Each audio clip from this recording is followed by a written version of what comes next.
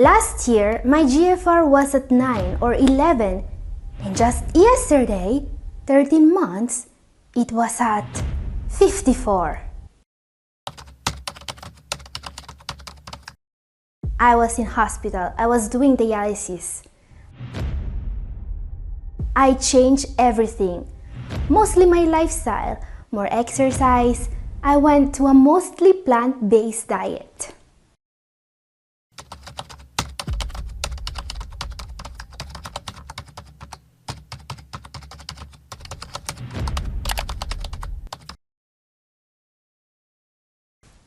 Hello everyone, Catherine here, and that was a message from one of you guys.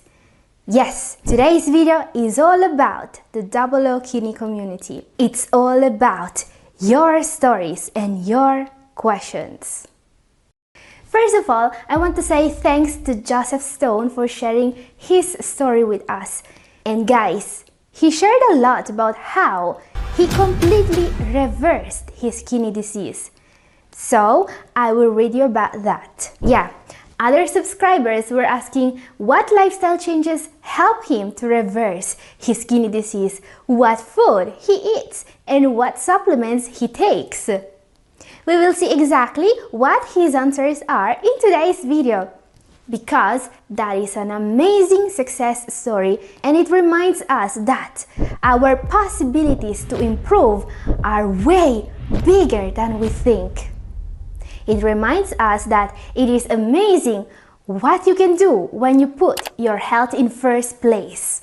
So consider sharing this video and giving it a like so other people can also take inspiration from this success story. And today we will see exactly how he achieved this incredible result. But there are also some questions you guys ask me in comment section that I want to answer. We will learn about how to take magnesium for kidney health, what to do if your doctor doesn't want you to take supplements, how to raise potassium levels if yours are too low, and more. Let's start with magnesium. Magnesium is incredibly important if your aim is to improve your kidney health. And I received a lot of questions from you guys about magnesium, so I decided to explain how this works a little bit more in depth. In particular, the same Joseph Stone that posted his success story also asked this: which type of magnesium is best and safest for kidneys? But I've also received this question about magnesium. Research says that magnesium oxide is very poorly absorbed even with vitamin B6. Which other magnesium we can take for CKD that absorbs better? And more. So, I'm trying to answer everyone today since this is a very important topic. And probably you guys already know how important it is to supplement magnesium. Having low levels, very common in CKD, can cause or worsen hypertension, mineral and bone disorder, vitamin D deficiency, sleep problems, cramps, and more. So yeah, it's very important to supplement magnesium, especially in case you are also taking a blood pressure medication or a diuretic or vitamin D supplements or calcium carbonate or corticosteroids. Yeah, a lot of things deplete magnesium and it's important to make sure our levels aren't too low. But which type of magnesium is better for the kidneys? There are many types of magnesium supplements. There is magnesium citrate, carbonate, oxide, glycinate, malate, and more. Which one are you supposed to take? Now, there are no bad choices here. Magnesium carbonate and oxide are the cheapest but are not well absorbed. And yet, they are still used. Why, you may ask? Because they also have other crucial benefits other than raising magnesium levels. They are both alkalizing, like sodium bicarbonate, and they also decrease phosphate absorption in the intestine. And I know that there are many influencers on YouTube telling people to avoid these cheaper forms of magnesium because they are not well absorbed by the body. But unfortunately, these influencers know nothing about kidney disease. They can't really help you. Now, the versions I would recommend avoiding would be the magnesium sulfate, magnesium carbonate, magnesium oxide. They will tell you to avoid magnesium oxide, but science says the exact opposite. In fact, a recent study published in 2022 on the clinical and experimental nephrology tells us that magnesium oxide can be used to reduce vascular calcification and mortality among patients with CKD. So why they did not use magnesium glycinate or other expensive supplement that many influencers are selling today in this study? Because magnesium oxide will actually raise your serum magnesium levels, and it also reduces your phosphate absorption. A lot of benefits that you can get with the right dose, which is usually about 300 to 400 milligrams a day for people with kidney disease. But a dose like that may come with a side effect. It may have a laxative effect. But is that a good or a bad thing for you? I think this is a very important reason in deciding if you want to take magnesium oxide or a different form. Keep in mind that constipation is more dangerous than people realize for kidney disease patients. So, do you need a laxative that will also raise your serum levels and decrease phosphate absorption? That protects your kidneys in several ways?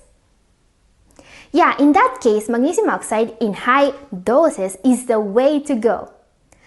But obviously, you could also take a different form if the laxative effect is not something you want. For example, magnesium citrate is better absorbed and it still has alkalizing properties. And there is magnesium glycinate, which has a calming effect, ideal in the evening, or magnesium malate, which helps with energy levels. They all can raise your magnesium levels even with a lower dose than magnesium oxide. But you will also be getting less of the alkalizing and phosphorus binding effect magnesium oxide has due to the reduced dose. And that's why magnesium oxide is the most studied, alright? And yeah, you can also find magnesium supplements that also contain vitamin B6 for better absorption. You could even take various forms to get different benefits. Just keep in mind that I always recommend to consult your doctor and also to get tested for magnesium levels. That's a good way to see if the supplement you are taking works. Up next, the question everyone in comment section was asking to Joseph Stone when he posted his amazing success story. Last year, my GFR was at 9 or 11, I'll have to check. And just yesterday, 13 months, it was at 54. So he was on dialysis for a period. Then he was able to stop it and his GFR started to fluctuate between 26 and 29.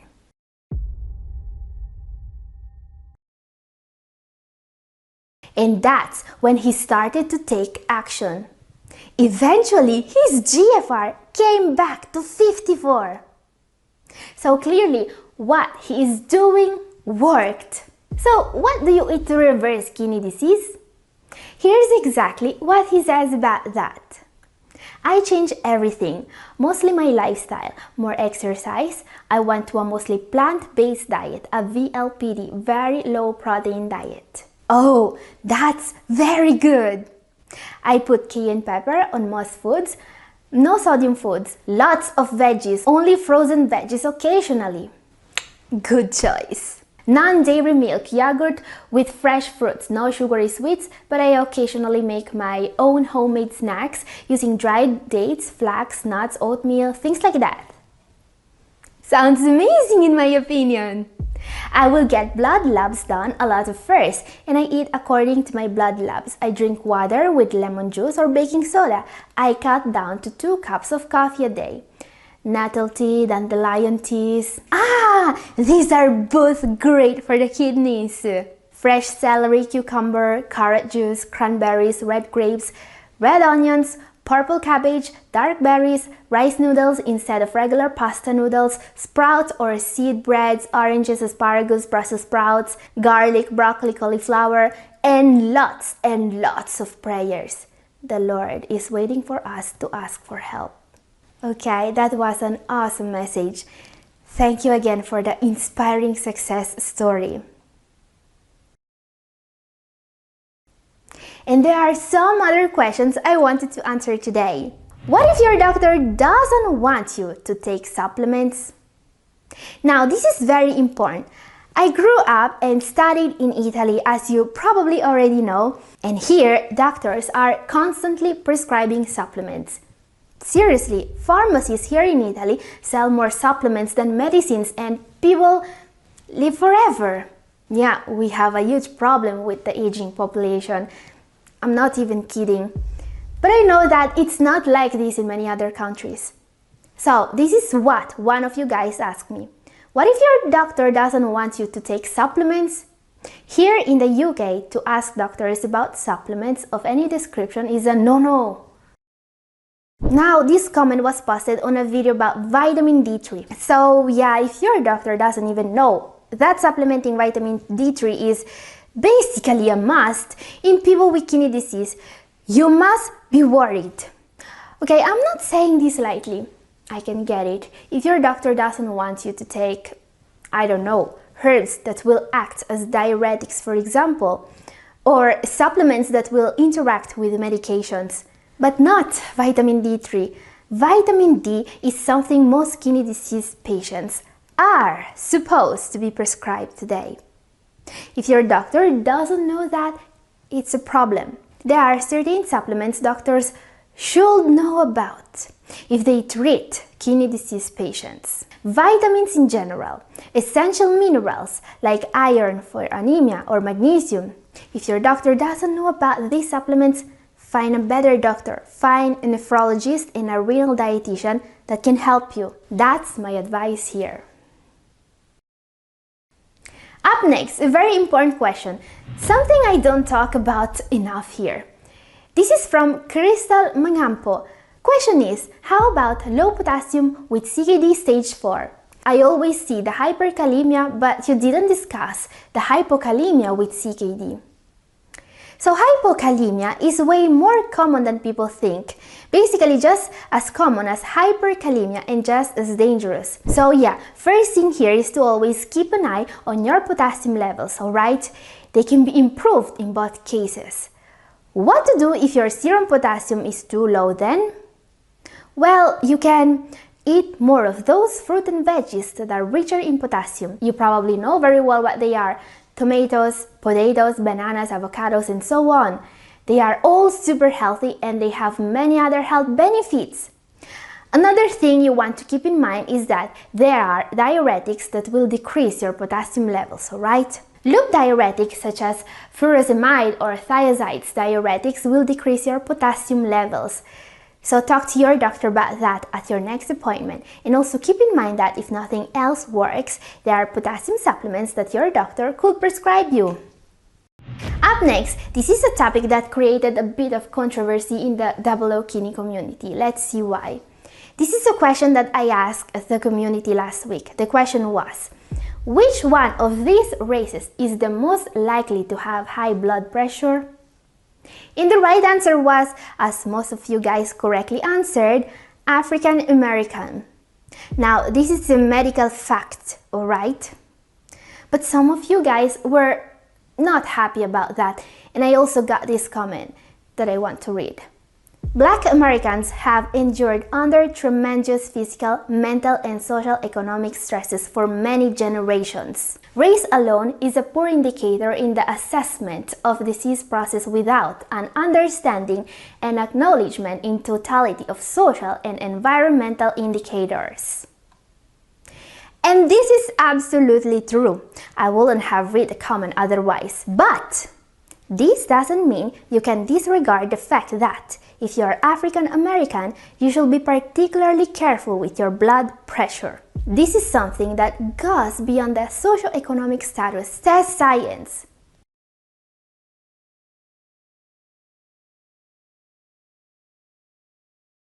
This is in your own interest, alright? We know for a fact today that if you are African American, you have high chances to be both more sensitive to sodium intake and also less sensitive to certain blood pressure medications. And those are two things to keep in mind if you want to improve your own health. Up next, another very interesting question. It's really hard to eat only fruits and vegetables every day. How do you do it? Okay, well, You don't have to. It's true that you need to eat a lot of fruit and veggies, alright? But there are many other foods that must be present in a renal diet. Look, this is not veganism or any other diet that people follow like a religion we are talking about. This is not the fad diet we are trying to follow. The renal diet is a diet based on scientific research, and this means that it will be tailored for the patient. When I say plant-based diet, I don't mean vegan diet. I mean literally a diet that's based on plants, based, not only comprised of. And it's especially important to eat more than just fruit and veggies for those people that need to keep their body weight, alright? Trust me when I say this, you won't be able to avoid losing weight if you only eat fruit and veggies. Up next, the most common question I get every time I post a video about foods that are bad for the kidneys. What food to eat, dear? So, what food can you eat to protect and improve the health of your kidneys? Well, I recently made a video about that. It's up here and also down in the description. And this is all for today. Thank you for watching. God bless you all.